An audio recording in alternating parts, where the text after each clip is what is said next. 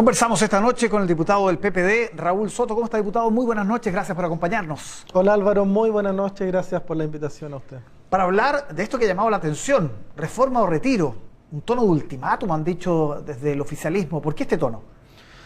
Yo no diría que es un ultimátum, Álvaro, ni un emplazamiento al gobierno. Yo diría más bien que es un llamado de atención al sistema político completo y especialmente a la oposición, que de un tiempo hasta ahora tiene secuestrado a los pensionados y el debate de un cambio o de una reforma de pensiones en nuestro país. Un debate que se viene postergando hace 3 gobiernos. El sistema político ha fracasado una y otra vez y creemos que esta es la última oportunidad.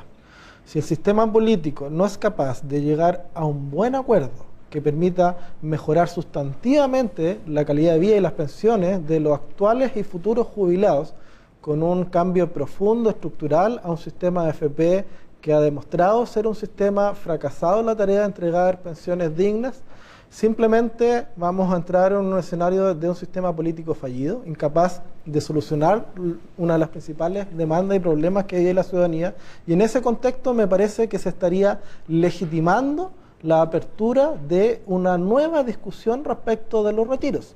Porque si el sistema político no es capaz de ponerse de acuerdo por distintos intereses, por un lado porque la derecha está defendiendo los intereses económicos de la AFP y del actual modelo, y por el otro lado porque tenemos un gobierno inmovilizado, de rodillas frente a esa amenaza y chantaje de la oposición y que le impide avanzar en dirección a aprobar esta reforma de pensiones, que ya la aprobamos en la Cámara de Diputados, que hoy día está radicada en la Comisión de Trabajo del Senado. Por lo tanto, es un llamado de atención al sistema político. No se extrañen después de que esta ola empiece a crecer cada vez más si es que no resolvemos ahora el problema de las pensiones. Ya, pero ¿por qué revivir este fantasma de los retiros? 7ª vez, que además sería como una bazuca contra el gobierno. O sea, Mario Marcel no quiere ni escuchar de esto. No se trata de querer revivir nada, se trata de asumir la realidad. El 7, ¿verdad?, de este mes, 7 de junio, se termina la veda de un año, sí, que comenzó cuando se rechazó en la sala el último retiro, ¿no? Y por lo tanto se va a venir, querámoslo o no, la presentación de varias iniciativas que en algún momento determinado se van a volver a discutir en la Comisión de Constitución y en la sala, que vamos a tener que votar. Y si, insisto, si en ese momento el sistema político no ha resuelto el problema de las pensiones, ¿con qué cara le van a decir a los chilenos y chilenas que les van a negar hacer lo que quieran con los ahorros que son de ellos y que no son ni del Estado ni de la AFP? La mesa de su partido, el PPD, ya se desmarcó, no quiere saber nada de esta ofensiva, el senador Quintana. Yo entiendo que compartimos la motivación de fondo respecto de la defensa de la reforma de pensiones del gobierno. Y lo que no se comparte es el planteamiento respecto de los retiros. Y eso evidentemente que podrá conversarse en su momento. Yo espero que se den las instancias internas para poder acercar posiciones. Pero lo que no se puede negar es la realidad. Es que a partir del 7 de junio este debate se va a reabrir. Y que si el sistema político no le está dando respuesta a la gente, hay muy pocos argumentos para negarle esa posibilidad a la gente. Sí, ahora, ¿hay agua en esa piscina? Porque escuchaba a algunos parlamentarios oficialistas de otras bancadas decir que sí, que lo podrían pensar. Sabemos que hay una bancada de los retiros, está Pamela Giles, en fin. Y uno dice, sumando pueden lograr los votos, ¿no? Nosotros separamos agua respecto de esa bancada. Creemos que vamos por carriles distintos. Pero en todos los retiros que se aprobaron, al principio se partió con poco apoyo y fue en función de lo que fue pasando, digamos, en el escenario político y en la contingencia del país, lo que fue sumando o restando fuerza. Y acá la clave va a estar en la reforma de pensiones. Si hay reforma de pensiones que dé garantía de un cambio sustantivo, de una mejora en las condiciones de vida de los actuales y futuros jubilados, yo le aseguro que va a haber poco interés por reabrir ese debate.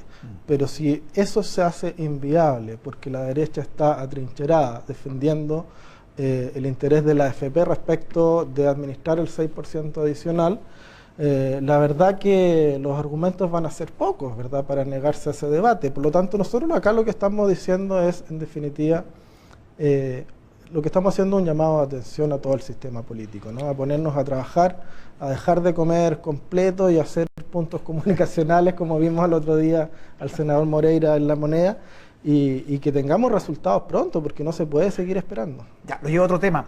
Operación de falsa bandera, dijo Tarek William Saab, el fiscal de Venezuela, sobre el caso Ojeda, y de inmediato las voces se volvieron a escuchar.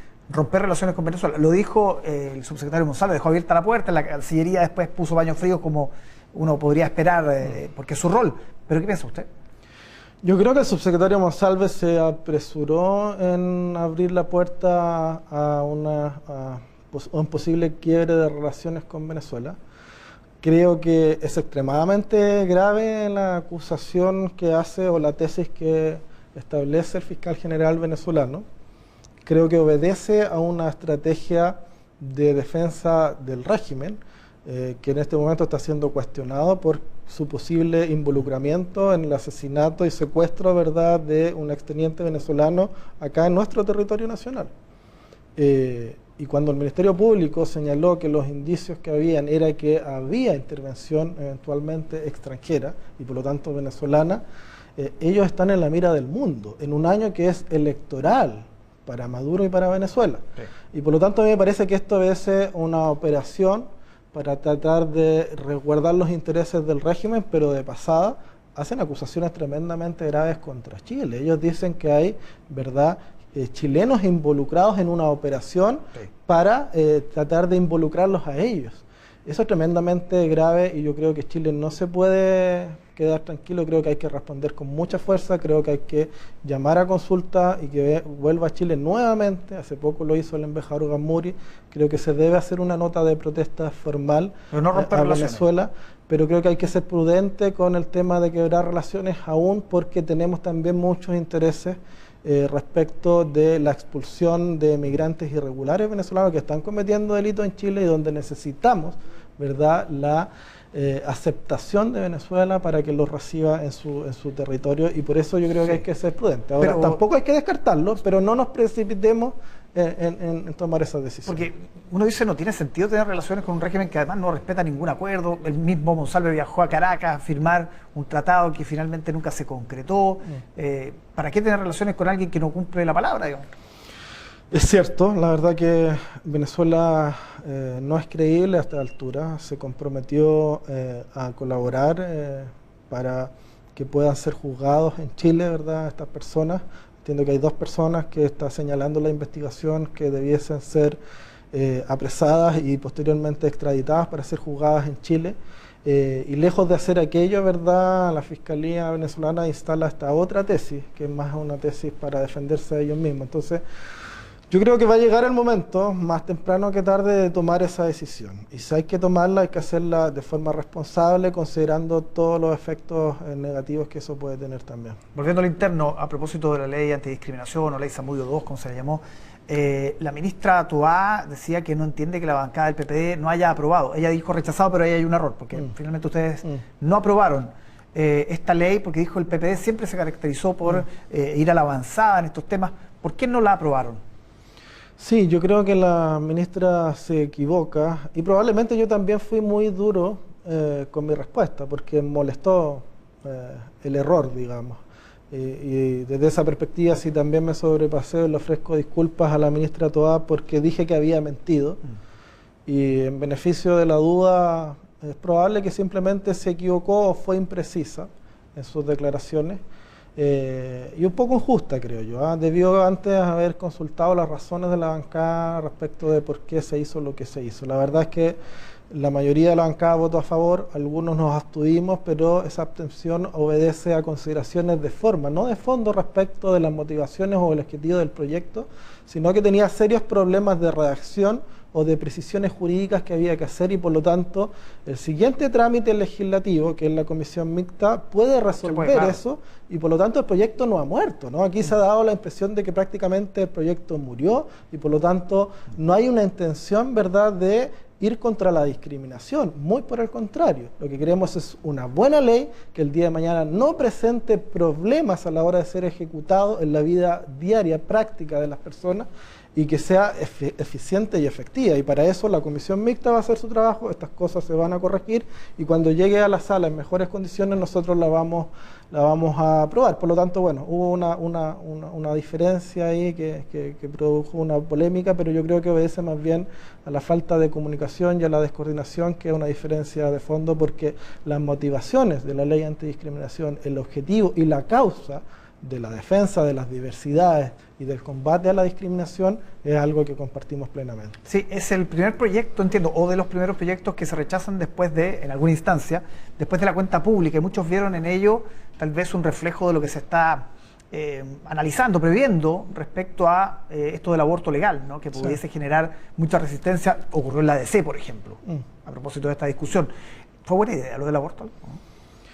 Yo creo que vamos a respaldar la idea del aborto, pero va a generar una discusión muy compleja. Es un tema valórico, ¿no? Es cierto, es también un tema de salud pública, pero que tiene que ver con las creencias más profundas de cada una de las personas, y por lo tanto creo que no es cuestionable la posición que uno tenga, ¿no? Yo creo que hay que respetar las posiciones a favor y en contra.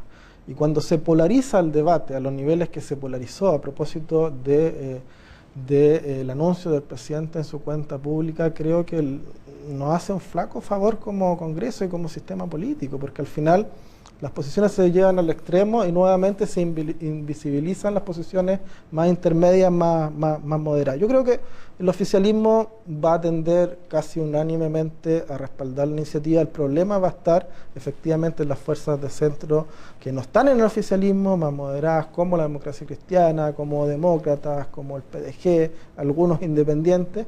Y eso no es menor tampoco, porque se requieren los votos de ellos para generar confianza y viabilidad para otros proyectos y para otras reformas. Va a impactar y por en lo otros tanto, proyectos. yo creo que hay algo de torpeza y de ingenuidad política. Yo creo que no era el mejor momento, yo creo que era un momento para priorizar la agenda de pensiones, pacto fiscal, seguridad.